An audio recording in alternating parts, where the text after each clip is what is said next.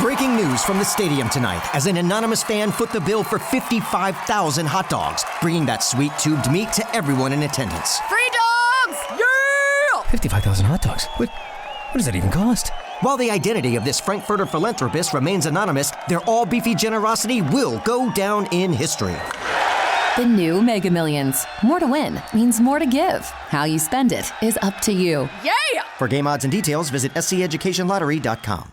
You just realized your business needed to hire someone yesterday. How can you find amazing candidates fast? Easy. Just use Indeed. Stop struggling to get your job post seen on other job sites. With Indeed sponsored jobs, your post jumps to the top of the page for your relevant candidates, so you can reach the people you want faster. According to Indeed data, sponsored jobs posted directly on Indeed have 45% more applications than non-sponsored jobs. Don't wait any longer. Speed up your hiring right now with Indeed.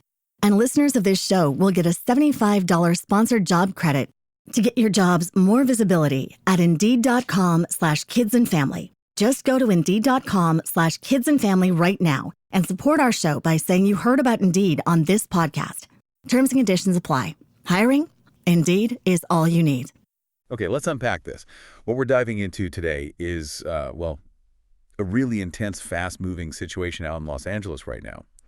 We're looking at recent federal immigration enforcement actions, the significant protests and clashes that followed, and, pretty controversial decision to deploy the National Guard. We've pulled together a stack of sources for this deep dive, articles and reports that give us a snapshot of what was happening in L.A. specifically as of Sunday, June 8th, 2025. That's right. And our mission here is to take these sources and really understand the core of what's going on. We want to trace the timeline, pull out the key events, explore the different perspectives being presented in these reports, and really dig into what the deployment of the National Guard signifies, in this specific context. Exactly. Think of this as your way to quickly get informed on a complex story that's, still unfolding. So let's jump right into the sources. They seem to point to Friday, June 6th as the day things really escalated. That's definitely where the tension started mounting. On Friday, ICE immigration and customs enforcement officials were conducting a series of operations across Los Angeles County. The reports mention federal search warrants being served at multiple locations. Right, multiple places. Exactly, and they specifically highlight a clothing warehouse in the Fashion District as one key site. And these weren't just investigations, they led to actual detentions. Right. Yeah, a wave of... Absolutely. The initial figures reported on Friday mentioned, 44 arrests. But by Saturday, the numbers from the sources had climbed quite a bit, indicating over 120 people had been detained. DHS, the Department of Homeland Security, they put out statements clarifying that some of those detained allegedly had ties to criminal organizations or prior criminal histories. Okay, but even with that official explanation, the sources say immigrant rights advocates immediately voiced pretty significant concerns about transparency, legality. For sure. And that, according to the reports we looked at, was the immediate fuel for the public outrage. The spark, basically. It certainly seems like it. The protests kicked off almost instantly on Friday evening. Reports placed the initial demonstrations outside a federal building downtown, apparently where some detainees were being held. And you can tell the atmosphere was already charged from the start. The sources describe chants like, "Set them free, let them stay," and some graffiti appearing on the federal building itself. Yeah, and that intensity definitely didn't fade by Saturday. If anything, it spread.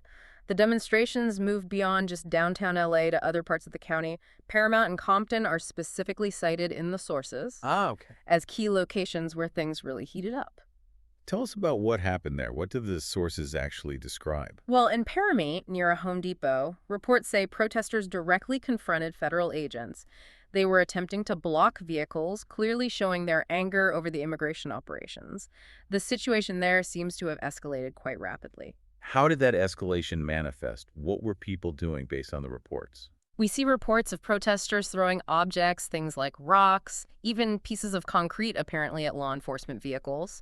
Federal agents, including Border Patrol and other DHS personnel, they responded by deploying riot gear. Riot gear, okay. Yeah, and they used tear gas, flashbang explosives, and pepper balls to try and, disperse the crowds. And Compton saw similar volatile scenes. It wasn't just Paramount. No, similar story in Compton. During an anti-ICE demonstration there, One vehicle was reportedly set on fire. Images circulated showing burning cars, graffiti. It looked pretty intense. The LA County Sheriff's Department sent over 100 deputies to Paramount alone.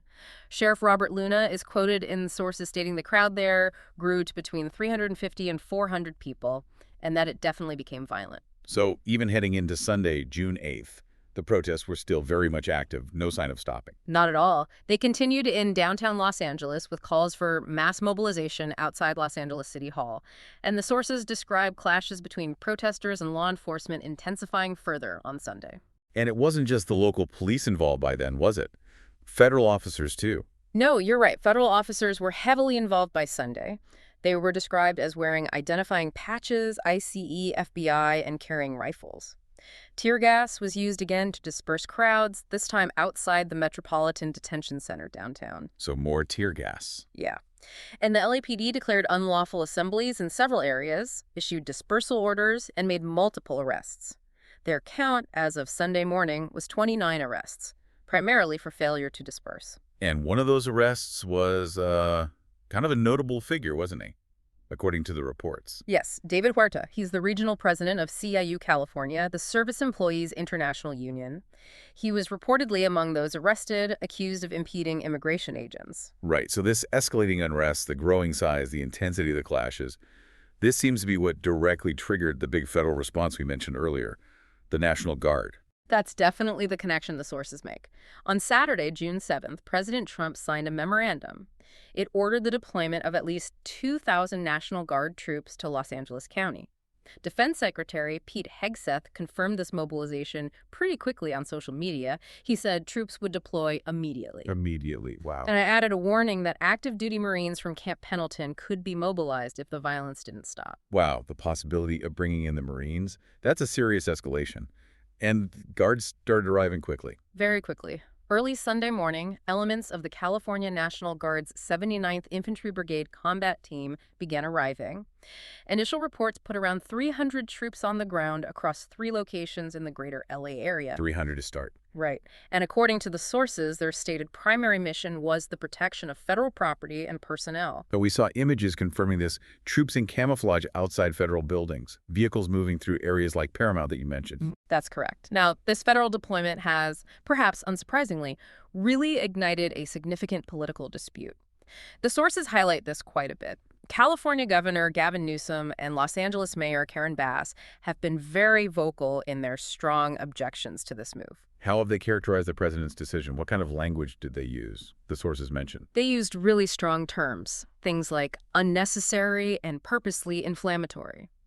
They stated the deployment was designed to, quote, manufacture a crisis or create a spectacle of force. Governor Newsom is quoted directly accusing the federal government of sowing chaos so they can have an excuse to escalate. Sowing chaos. Yeah. And Mayor Baz also explicitly voiced concerns that bringing in the National Guard could actually worsen tensions on the ground, not help. So, clear, strong pushback from the state and local leaders. How did President Trump defend his decision against that criticism? What was his rationale?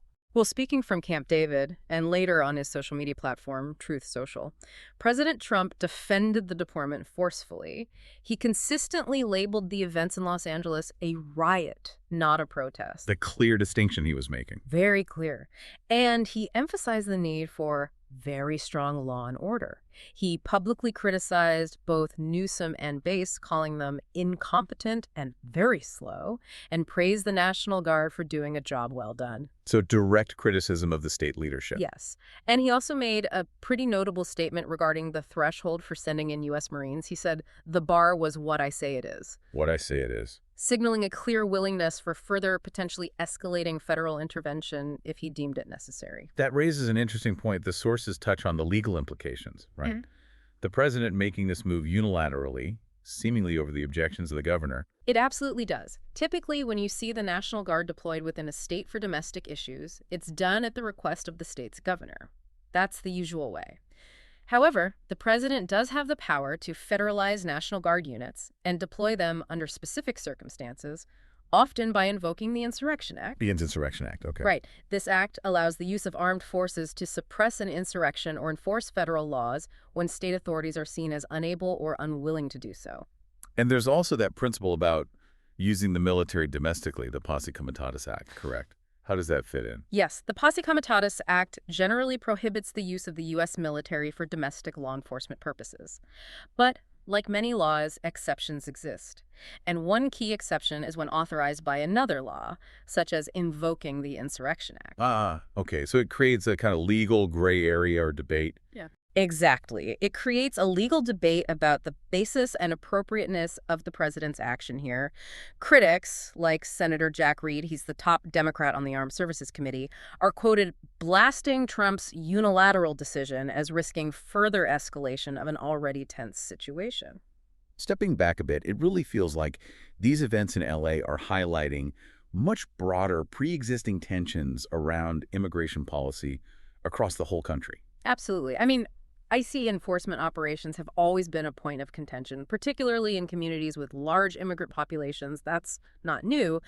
But the perceived intensity and scale of these recent operations, combined with the rapid large-scale protests and then this very forceful federal response, it seems to have brought these underlying tensions right to a boiling point. And the sources show us public figures on both sides are heavily involved, actually on the ground. They do. For instance, Congresswoman Maxine Waters was reportedly seen confronting National Guard troops, questioning their presence. That really underscores the political nature of this. Right. On the other side, figures like Republican Assemblyman Bill Asately have publicly defended the federal actions and criticized those they view as impeding law enforcement.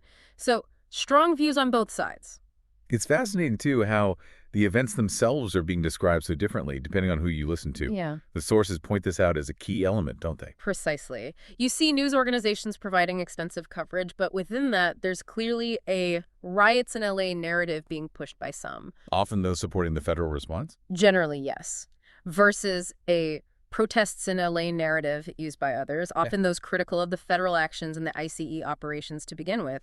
And that debate over the very nature of the events, are they riots requiring forceful intervention, or are they legitimate protests against government action that really reflects the deep political polarization we see? Yeah. Polarization around immigration, civil liberties, law enforcement authority. It's all wrapped up in that language. It's more than just semantics. It reflects fundamentally different ways of seeing what's happening and why. So, looking at these sources, as of Sunday evening, June 8th, the situation was still very much active, in motion. Absolutely. It remained highly fluid and tense. Protests were continuing, the National Guard was deployed and very visible, and the political rhetoric between state and federal leaders was, well, heated and showing no signs of cooling down. And the sources make it clear this isn't necessarily a situation that just resolves overnight. There's an expectation of more. It seems so. Representative Nanette Barragan was cited, indicating that ICE enforcement and removal operations are expected to continue daily for the next 30 days in LA County. For another month? Wow. Yeah, that specific detail from the sources suggests that tensions might remain high and could potentially flare up again in the coming weeks. So what these events in Los Angeles really underscore, looking across these various sources, is this really complex and often volatile interplay between federal actions, the reactions of local communities and authorities, the exercise of civil liberties through protests, and, frankly, the potential for significant civil unrest in a major American city. Right. And it forces you, as a listener, to look beyond just the sequence of events and consider what it means that people are viewing them through such radically different lenses.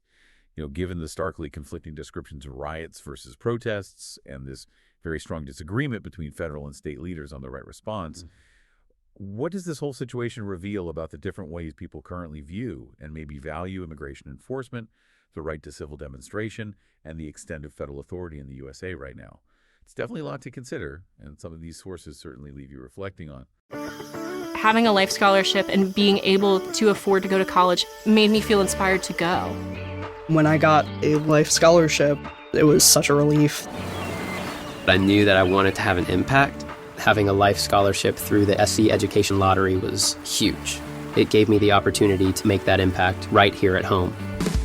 The South Carolina Education Lottery. A better you, a better us, a better South Carolina. Visit sceducationlottery.com/betteryou.